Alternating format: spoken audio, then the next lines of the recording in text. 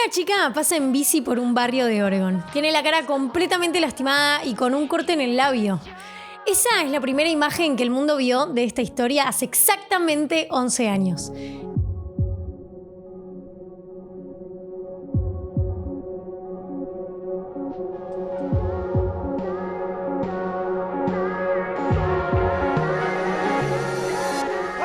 Y hoy, 11 años después, la misma persona que filmó esa escena la volvió a filmar. Pero esta vez no hay sangre ni piñas, solo dos chicas sentadas al borde de una pileta en silencio. ¿Pero por qué alguien necesitaría contar la misma historia 3 veces? ¿Qué cambia cuando contás una historia a los 24, después la volvés a contar a los 32 y la terminás de contar a los 35? Esta es la historia de Girls Like Girls, o A las chicas le gustan las chicas. Una canción del 2015 que se convirtió en un libro en el 2023 y ahora una película que se estrenó en cines hace unos días. 3 versiones de una misma historia, cada una con sutiles diferencias que, aunque no haya sido a propósito, marcan también una especie de mapa de cómo fuimos evolucionando nosotros como sociedad. Pero bueno, soy las cintas de Pachue y vamos a analizarlas.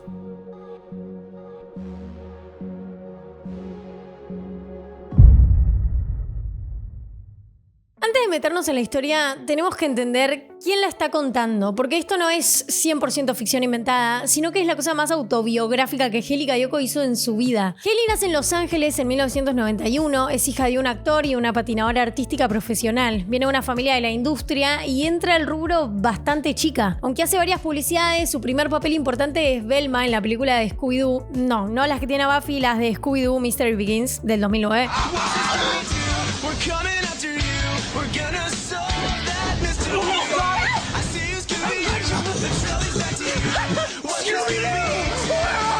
Para ese momento Hayley ya tenía 18 y en ese momento venía construyendo una infancia de niña actriz bastante normal. Pero el dato que nos importa de verdad es este. En el 2010, Hayley hace 4 capítulos de Los Hechiceros de Waverly Place, una de las series más vistas de Disney Channel en ese momento. Hayley interpreta a una bruja llamada Stevie Nichols, una suerte de amiga que se convierte en enemiga del personaje de Selena Gomez. Y por años, una parte de la audiencia, dentro de la cual claramente me incluyo, vio algo raro en esa dinámica entre Stevie Nichols y Alex Russo. Tensión, química, algo. Hayley misma, en una entrevista varios años después, contó que en ese momento ni ella se había dado cuenta de que parte de la audiencia podía sentir esa relación así. No porque lo que veían no hubiese estado realmente ahí, sino porque ella todavía no se había permitido verlo. I had no notion or thoughts that there was some kind of like undertone or underlying storyline that was going on. When I rewatch the episodes, I see that.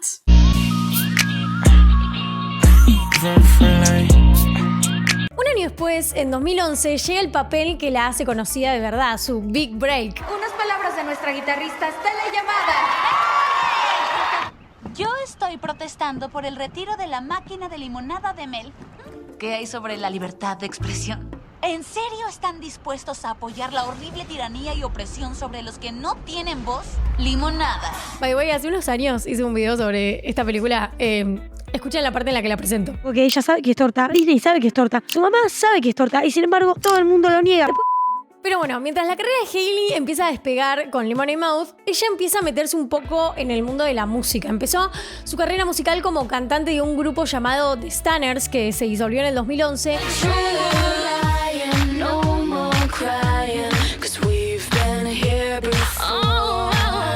Y para este punto, la carrera de Hayley Kiyoko era como la de cualquier otra estrella no protagónica ex Disney.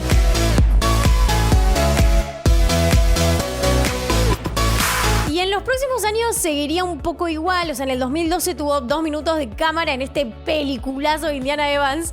Te lo cambio por una hamburguesa. Quédatela. ¿Seguro? Solo quiero las patatas. O Espera. sea, es bastante mala la película, pero Indiana Evans. En el 2013 sacó su primer EP como solista, que le fue pero sirvió para que el público la pueda empezar a desvincular un poco de Disney y sobre todo tomarlo un poco en serio en su carrera musical.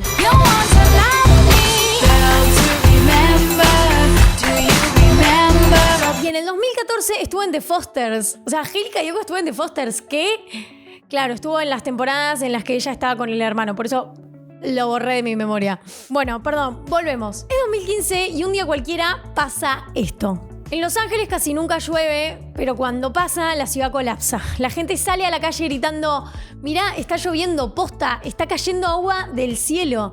Se arma un caos total. Pero ese día de lluvia, en vez de estar manejando a paso de tortuga por la autopista, esquivando el diluvio, yo estaba metida en un estudio de grabación. Lili me pregunta, ¿qué es eso que nunca te animaste a decirle a nadie? Me quedé callada un segundo. Mirá, nunca se lo dije a ningún colega compositor, pero soy lesbiana. ¿Y sobre qué tuviste ganas de escribir siempre? Sobre ser muy lesbiana. Esa tarde terminamos escribiendo una canción que se llamó Girls Like Girls.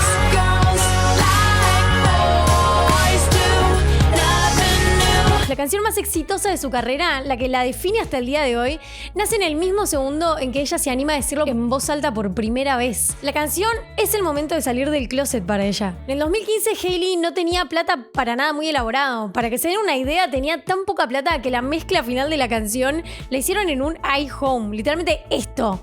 Porque no tenían plata para los monitores. O sea, los últimos $5,000 que tenía los usó para filmar un videoclip narrativo, cosa que hizo en contra de lo que le aconsejaban todos, porque en ese momento era muy típico pagarle a un DJ para que haga un remix de tu canción, lo cual aumentaba muchísimo las posibilidades de un éxito rápido. Casi todo el equipo en el videoclip laburó gratis, como favor, y el 24 de junio de 2015 Hailey sube el video a YouTube.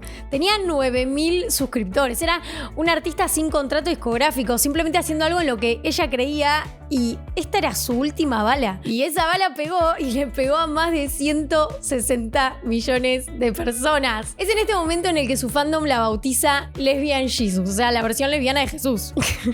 Un apodo que hoy lleva casi como parte de su marca. Firma con un sello independiente y después con Atlantic Records y saca más discos. Expectations en 2018. Después Panorama en el 2022.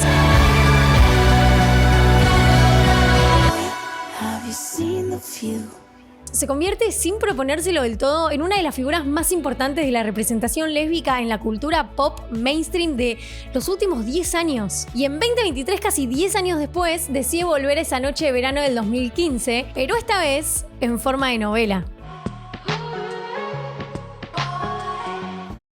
Repasemos un poco qué cuenta exactamente ese primer video, porque es un poco la raíz de todo lo demás. El video empieza con Collie andando en bici con toda la cara lastimada, pero cuando le vemos la cara de frente, vemos que sonríe. Collie y Sonia son mejores amigas en un barrio suburbano cualquiera, en algún verano que tampoco tiene una fecha muy exacta, pero Sonia tiene novio, Trenton, que es este pibe que ya desde los primeros segundos del video se nota que es tremendo banana. Y a lo largo del video un poco que las vemos compartir un puchito, pintarse las uñas, bailar juntas, mirarse, como sin animarse a decir mucho en voz alta lo que está pasando ahí, ¿no? Sí, la escena central pasa en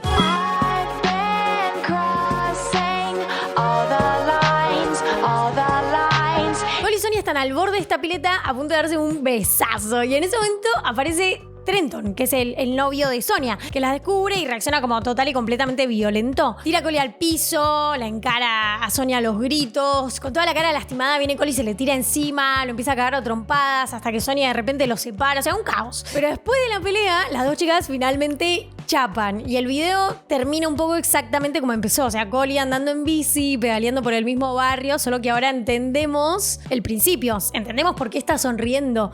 Acá es donde podemos empezar a analizar un poco la estructura, porque es un poco este mecanismo hermoso de que el video es un loop perfecto, o sea, abre y cierra con la misma imagen, la bici, las casas, la cara de Collie hecha concha.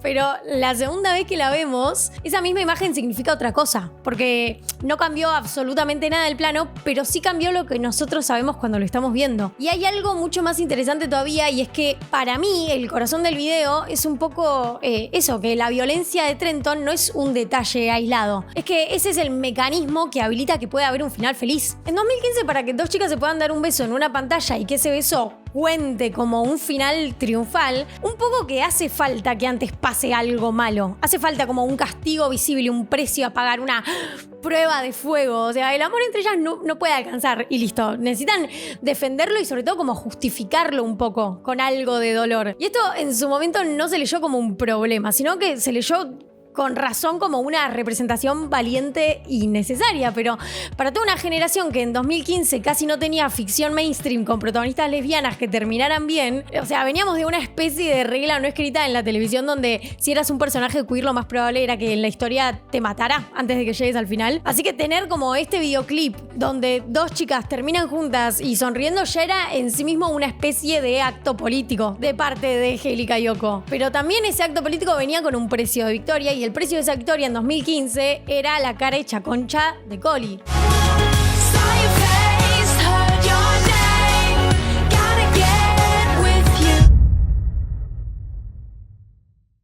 8 años después, Hailey decide que esa noche de verano necesita más espacio del que un video de 3 minutos le puede dar. Entonces escribe toda una novela completa. La ambienta explícitamente en el verano del 2006, la hermosa era de los blogs de LiveJournal, el AOL Instant Messenger, las netbooks, una nostalgia de pertenencia generacional que apunta obviamente a la misma adolescencia de Hailey Kiyoko. Y acá es donde el libro puede hacer algo que el videoclip no había logrado hacer, que es darle un pasado y una historia a Collie. En la novela Collie tiene 17 años y se acaba de mudar a un pueblito perdido de Oregon. Se fue a vivir con Curtis, que es su papá, del que estaba distanciado hace años y casi ni lo conoce.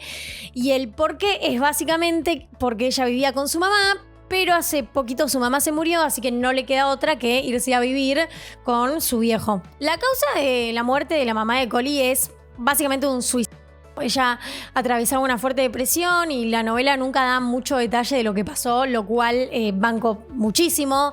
Trata el tema con mucho respeto, sin detalles morbosos o innecesarios. Pero lo que sí desarrolla y mucho es el después. O sea, Collie cargando con una culpa que no le corresponde, una voz en su cabeza que le pregunta ¿por qué no te diste cuenta antes? ¿Podrías haber hecho más? Y al mismo tiempo tiene un papá que no tiene la más puta idea de cómo ser un papá. La muerte de la mamá nunca funciona como el desarrollo de un personaje, o sea, del personaje de la mamá, sino que funciona como el origen de un hábito de Collie. Como Collie aprendió a vivir en alerta permanentemente, intentando anticipar el humor de alguien más antes de poder ocuparse de su propio humor. Ese es un poco el contexto que viene arrastrando Collie cuando se cruza con Sonia. Y literalmente en el libro se conocen cuando el novio de Sonia, Trenton, casi la atropella. En la peli es un poco menos emocionante porque sacan todo este intento de asesinato y hacen que sea bastante más aburrida la meet cute. Pero yo qué sé, tiene sentido tener 15 y hacerte amigos así medio de la nada, de forma más aburrida. A partir de ahí se empieza a construir como todo este verano entero con el foco puesto en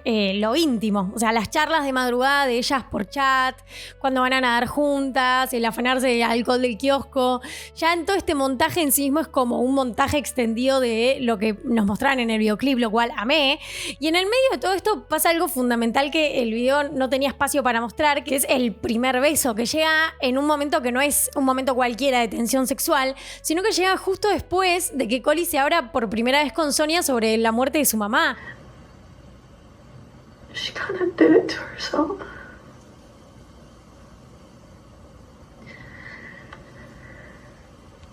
O sea, esto es algo que me pareció recontra lindo, porque la conexión real entre ellas no nace de una atracción física. O sea, esa ya existía desde el capítulo 1, sino que la conexión real nace en el segundo, en el que Collie se permite mostrar la parte más rota de sí misma. Y Sonia no la juzga por eso.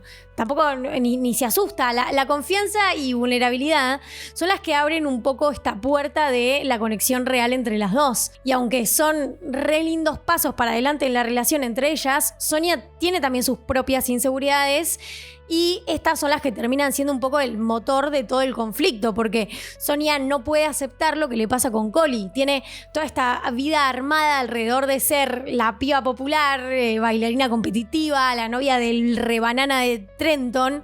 Cada vez que su conexión con Collie se pone intensa o real, Sonia se asusta y se aleja. Se acercan y se alejan, se acercan y se alejan. Es como un patrón que se repite todo el libro, que hasta Collie en un momento nombra como un círculo sin salida. Y aparte, algo importante es que ese hábito de Collie de estar siempre alerta al humor de otra persona, el que aprendió con su mamá, anticipando si iba a ser un día bueno o un día malo, es exactamente el terreno en el que cae cuando Sonia arranca con ese círculo sin salida. No es solo que la lastime queriendo estar con ella un día y alejándose al día siguiente, sino que esto activa el modo de supervivencia que Collie ya tenía instalado de memoria por todo lo que pasó con su mamá. Y acá es donde llega lo que en la estructura del libro conocemos como la traición central. Y esto no es como una traición de que la cagó con otra persona, sino que se da toda esta situación en la que Sonia no sabe cómo acompañar a Collie en toda esta situación que está viviendo por el suicidio de la madre, entonces va a pedirle ayuda a su amiga SJ. Que SJ nos cuenta el libro que vivió una situación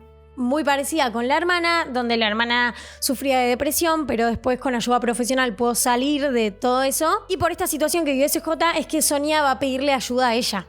El tema es que cuando Sonia va a pedirle ayuda a SJ, las escucha a una amiga que tienen, que es Brooke, y Brooke se encarga de empezar a difundir esta información. Entonces, el dolor más privado de Collie, o sea, la muerte de su vieja, se empieza a pasar como si fuera un chusmerío. Lo cual acá en el guión de la película esto cambia, porque esto es lo que sucede en el libro, pero en el guión de la película esta Brooke no existe, o capaz que sí, pero no es la que lo escucha.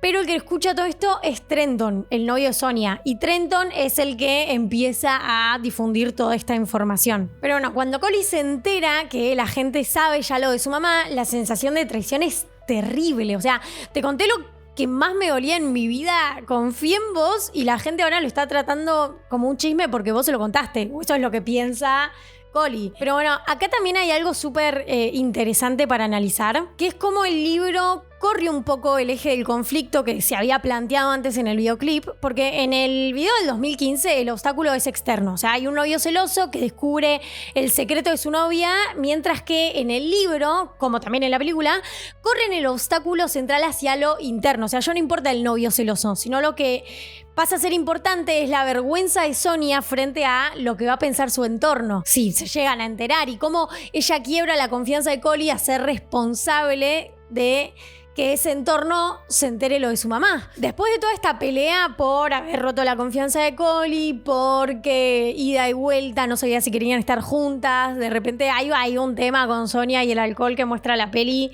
que en el libro no se muestra tanto y la verdad que no sé si me quiero meter ahí. Pero bueno, después de todo esto es que empezamos a ver un poco de distancia. I know that you like me. You kissed me. Basically said that you loved me. I don't know what to say, Coley.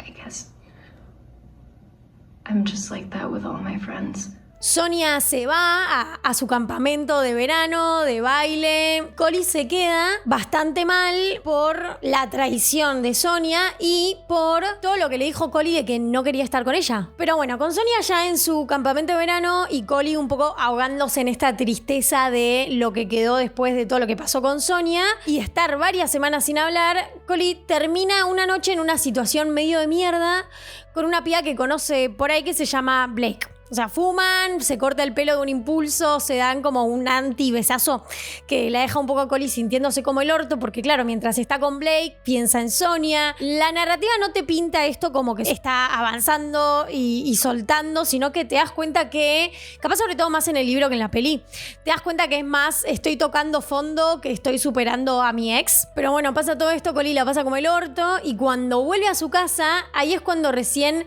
Collie puede empezar a reconstruirse después de tocar fondo. Primero, obviamente, con la relación con Curtis, su viejo, que por primera vez en su vida Collie tiene una figura paternal. Lo que me encanta de todo este momento en el que Collie empieza como a reconstruir su relación con su viejo es que, claro, su viejo es el momento en el que Collie por primera vez en su vida tiene una figura paterna que la saca a ella del rol de cuidadora, porque claro, toda su infancia fue justamente eso, caminar en puntita de pie alrededor del humor de su vieja.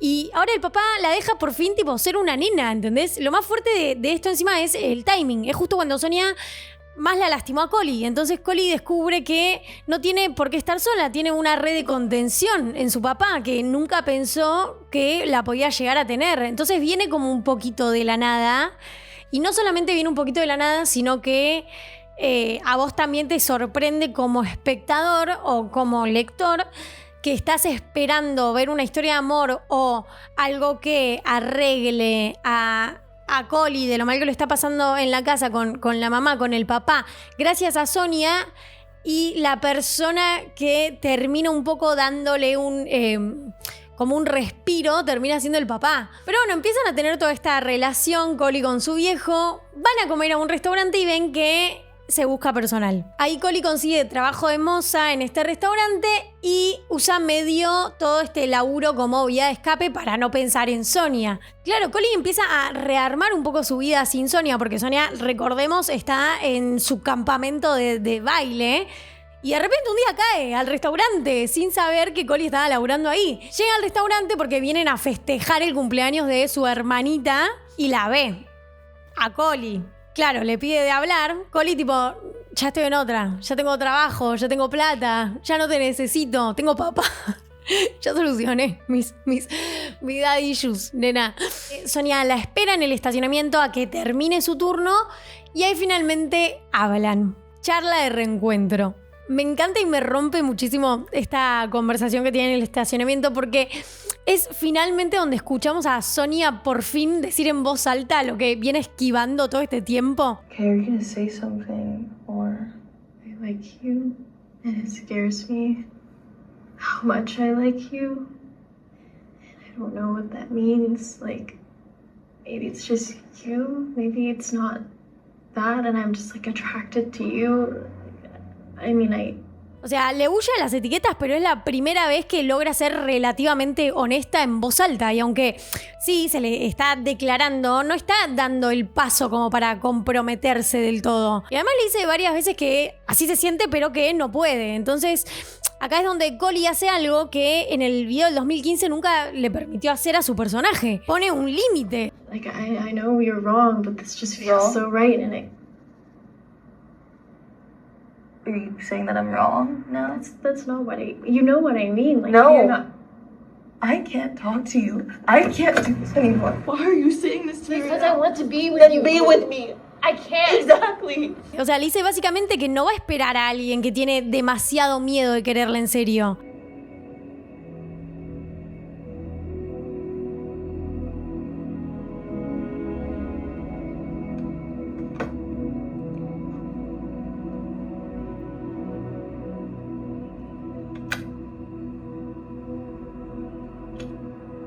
La película sigue que ahí es donde Collie se entera que en realidad fue Trenton el que le contó a todos los de la vieja, que no había sido Sonia y que no había sido a propósito.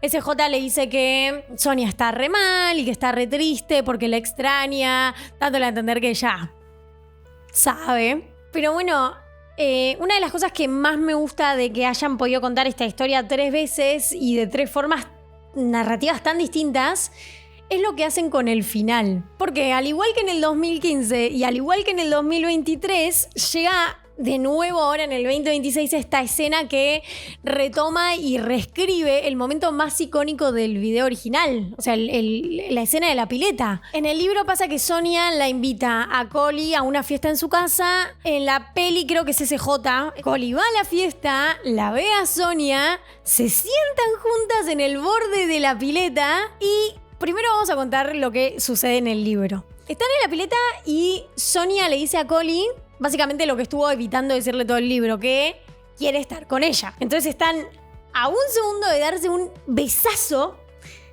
y justo como en el video del 2015 aparece el banana de Trenton. Pero en el libro la escena no es el novio descubre el secreto y se pone violento por los celos, sino que se convierte en algo un poco más feo, que es que Trenton agarra a Collie del pelo, la tira contra el piso y cuando Sonia intenta defenderla, él la agarra de la cara con fuerza y la lastima a Sonia también. Entonces Collie ahí no es que actúa por venganza ni por orgullo, que fue un poco lo que pasó en el videoclip, sino que acá actúa para proteger a Sonia. O sea, Collie le pega a Trenton tan fuerte que se parte sus propios nudillos pensando la está lastimando a Sonia. El giro está en esto. En el video la violencia es como algo que exige el universo a Collie para ganarse un poco ese final feliz, mientras que la violencia es lo que finalmente le termina mostrando a Sonya quién es realmente Trenton y cuánto es eso que vale toda esa vida perfecta que estuvo defendiendo todo este tiempo. La pelea no es una especie de peaje para llegar al amor y ganarnos el felices por siempre, sino que es un poco esa prueba definitiva que termina de desmentirle a Sonya esa historia que ella se venía contando a ella misma. Porque después de esto es que Sonya corre a buscar a Collie ya fuera de la casa y ahí sí, lo hice sin ningún tipo de condicional, tipo, te quiero, chapan, final feliz. O sea, en las propias palabras del libro es un tal besazo el que le da, que es de esos besos que no está cargado ni de tristeza ni de miedo, sino simplemente de te quiero y voy a estar. Poesía, Angélica Yoko. Poesía. Pero bueno, si viste la película, sabés que esto no es exactamente lo que pasó en el final en la pileta. Por eso quería repasar un poco el cambio en el final de cada una de las versiones. O sea, en el 2015, por ejemplo, lo que significa para Collie pegarle a Trenton, porque es un video de 3 minutos sin una sola línea de diálogo. Es un poco difícil darle a Collie alguna especie de conflicto propio. No existe su mamá muerta ni ese contexto de culpa que viene cargando. Es como, o sea, como un personaje es básicamente pura intención. Quiere a Sonya y el mundo / contexto se lo prohíben. Por eso cuando finalmente le pega a Trenton no es que esté resolviendo nada interno, sino que directamente es algo externo, es algo territorial. Los celos de tener a Sonya. Collie no está demostrando nada sobre sí misma ni resolviendo ningún tipo de conflicto interno. Está reclamando a las piñas algo que el mundo, caracterizado por Trenton, le quería negar. Pero después de todo esto, en el 2023 cambia el significado porque ahora Collie ve a Trenton atacar a Sonya. Acá ya no es sobre el simbolismo de ganarle a la fuerza opositoria para que triunfe el amor, sino que trata de algo mucho más íntimo. Toda la novela, Collie viene cargando con mucha culpa por no haberse dado cuenta a tiempo del dolor de su mamá y por ende no haber podido hacer nada para salvarla. Y cuando ve que Trenton se pone violento, lo que se le presenta a Collie es simbólicamente su mayor inseguridad. Ahí de frente, o sea, ¿vas a hacer algo esta vez o vas a volver a fallar? Así que Collie actúa, defiende a Sonya, aunque esa pelea no es sobre ganarse a Sonya, es sobre Collie, mostrándose a sí misma que ya no es esa chica que con su mamá no llegó a tiempo. Por otro lado, también nos regala este nuevo punto de vista que es el de Sonya al ver caer a Trenton. Este es para mí un poco el lado más triste y un poco más lindo, porque Sonya a lo largo del libro va construyendo esta identidad alrededor de Trenton que no porque estuviera enfermizamente enamorada de él, sino porque Trenton un poco que representaba esa pieza que sostenía todo lo demás, todo su mundo. Era el que mantenía la autopercepción de Sonya como la tipa popular que consiguió toda esa vida que se supone que tenía que querer, pero en el final, cuando él muestra quién es, no solamente se le cae la careta a él, sino que también se le cae la estructura entera que Sonya armó para no tener que sincerarse consigo misma sobre lo que le pasaba con Collie. No es que Trenton se pone violento y malo y listo, sino que a los ojos de Sonya fue ver la prueba de que esa vida perfecta era mentira. Pero bueno, hay algo en la película que a mí me encantó, que es que Hayley Kiyoko habló sobre el final de la película y qué es lo que ella se imaginaba y quería hacer para este final, que es un poco lo que para Collie significa el no tener que pelear. O sea, Hayley contó en una entrevista hablando puntualmente de por qué cambió el final en la peli, que es que cuando ella probó repetir la pelea se dio cuenta de que en el último momento de la película terminaba siendo sobre Trenton, o sea, sobre la derrota de Trenton, sobre que esté él ahí, y debería ser sobre ellas dos. Entonces ahí está un poco el cambio más simbólico y más grande de los tres. No es que esta Collie sea más fuerte, ni más sanada, ni que le haya costado todo mucho menos. Es que esta versión de la historia ya no necesita que Trenton aparezca para que el amor entre las dos cuente. O sea, en 2015 y en 2023, así sea como para ganar un premio o sanar algún tipo de culpa, Trenton tiene que estar presente en el clímax para que la historia se resuelva. En cambio, acá lo sacan totalmente. Ya no hace falta vencerlo, ni que pruebe nada sobre nadie. El amor entre Collie y Sonya en esta versión no necesita ningún tercero, ni para atacarlas, ni para que ellas lo derroten. O sea, no necesita nada para terminar de ser real, ¿vale? la pena también un poco aclarar algo, que Trenton en la película sigue siendo tremendo banana, sigue siendo celoso, sigue siendo inmaduro y sigue siendo machista, pero la pelea directamente no existe en esta versión. No hace falta que la ataque a las piñas para hacerle daño. Ya le alcanzó con lo del chusmerío de la madre. O sea, el daño en el 2026 es social, no físico, y sigue siendo daño real. Pero en el clímax ya no es necesario resolverlo a los golpes. Pero bueno, una de las cosas que más valoro y más me gustan es que Angélica Yoko haya priorizado en esta película hacerla un poco más feel good, ¿no? Darle esta escena donde se saca un poco el punto de vista y el protagonismo de la historia de amor para que el conflicto empiece a ser externo y llevándose el foco de ellas. Pero bueno, nada, la verdad me encantó. Me encantó. A nivel visual, la película me gusta porque no esconde de dónde viene. O sea, el montaje de la relación entre Cole y Sonia está editado al ritmo de la canción. Literal, no es sobre el diálogo, es más como cortes rápidos, ves como la paleta más cálida, muy veraniero. Es como un calcado de un videoclip pop de los 2010. Hay muchos guiños directos al video. La misma toma de la bici que se repite antes del clímax. O sea, me gusta porque convierte como ese loop original en algo que ya no cierra la historia, sino que la abre. También me gusta mucho que hayan elegido ambientarla en el 2006. No solamente como por el tema de nostalgia, sino que vuelve mucho más real el argumento de la homofobia y el qué dirán. No porque hoy en ciertos sectores de la sociedad no exista más, pero sí en ese momento podés sentirlo igual que lo sentimos cuando vimos el videoclip, que ese era un poco el contexto. Y ya estábamos 10 años después del 2006. Pero bueno, antes de cerrar también quiero hablar un poco de cómo le fue a la película en la crítica, porque la recepción está bastante dividida y me parece que vale la pena un poco entender por qué. En Rotten Tomatoes está con un 88%, lo cual está bastante bien. No me fijé más allá de... Creo que me fijé ayer, que fue cuando se estrenó. Pero bueno, está bastante bien. El tema es que en Letterboxd, que es más bien como el termómetro más del público, está muy bajo el promedio. Está en 3.4 sobre 5, que te das cuenta que hay dos públicos viendo dos películas distintas. O sea, del lado más de la crítica dura, es lo que más se repite es básicamente la queja de que es una historia como muy cliché, que los diálogos suenan a comedia juvenil, que la estructura del tercer acto se siente como súper apurada, en vez de confiar tanto en la actuación o en lo visual, hace que los personajes digan absolutamente todo lo que sienten. O sea, hay una reseña que la describe directamente como si fuera una historia sacada de Wattpad, y es tipo, flaca, Wattpad es 2015 y esto está basado en un videoclip del 2015. ¿Qué esperabas? A mí me dio mucha bronca, ahora voy a desarrollar un poco más por qué. Pero una nota de Metacritic decía que con todo lo que avanzó el cine LGBT en los últimos 30 años, esta película se siente como un retroceso ochentoso, atada a fórmulas ya superadas por el género. No es un género lo LGBT. O sea, lo es, pero no debería serlo. Del otro lado, hay también reseñas que dicen, che, es re sanador, mi yo adolescente re necesitaba esto.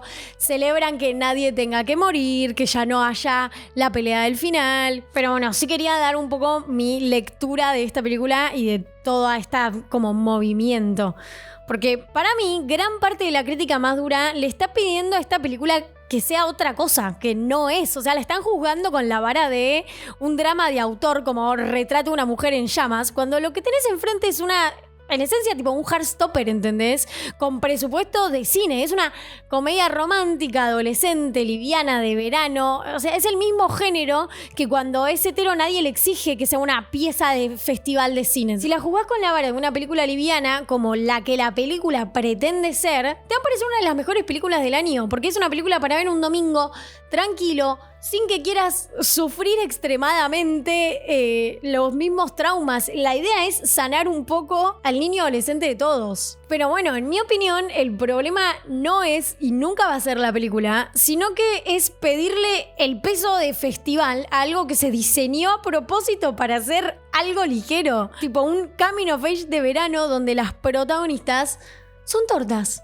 Y listo. ¿No podés disfrutarlo así? ¿Tanto odio le tenés a la vida? Bueno, sí quería cerrar con algún tipo de reflexión y palabras que todavía me quedan un poco que decir. Que básicamente en el 2015 Angélica Yoko no tenía un respaldo de una discográfica, ni un gran presupuesto, ni ninguna garantía de que alguien fuera a escuchar su música. Pero sí tenía una canción que se había animado a escribir y la intuición de que capaz YouTube podía ser ese canal de distribución que ninguna empresa quería darle. Entonces esa decisión fue la que después llevó a millones de chicas que por primera vez en su vida pudieron verse representadas en una pantalla gracias a eso. Entonces ahora seamos un poco honestos, que hoy existan tanto un libro como esta película casi 10 años después es un poco parte de esta maquinaria de monetizar nostalgia que viene funcionando hace varios años, sobre todo desde la pandemia, pero está bien, o sea, es un poco lo que suele pasar con todo lo que pega fuerte en una generación. Lo que sí hay una diferencia, cómo las plataformas usan este recurso para hacer contenido innecesario a costa de nostalgia, mientras que esto sí siento que sea necesario. Por ejemplo, en el GLAAD solo el 27% de los personajes LGBT en series y películas tienen más de 10 minutos en pantalla. O sea, la mayoría de los que se cuentan como representación en la tele no es una historia centrada en un personaje queer, sino un personaje queer adentro de la historia de otro personaje en la cual ni siquiera es protagonista.